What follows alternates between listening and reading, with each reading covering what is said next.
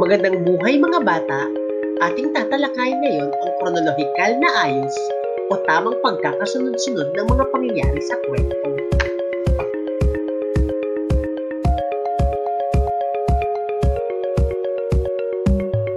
Pagkatapos ng module na ito, inaasahan na pagsusunod-sunod mong muli ang mga pangyayaring napakinggan o nabasang kwento, na isasalaysay mong muli ang mga pangyayari sa kronolohikal na paraan sa napakinggan o nabasang kwento.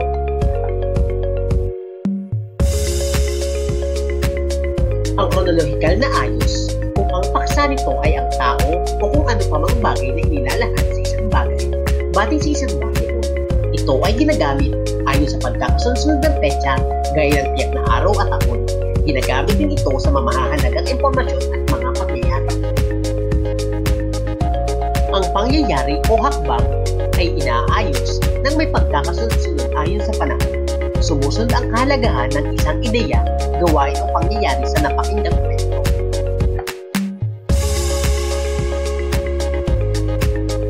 Ang ilan sa mga salitang nagpapahiwatig ay ang mga sumusunod.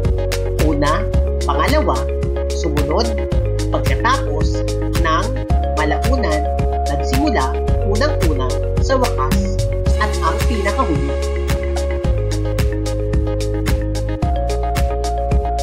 Ating basahin at unawain mabuti ang tekstong pang-impormasyon na halimbawa at sagutin ang mga tanong ukol dito.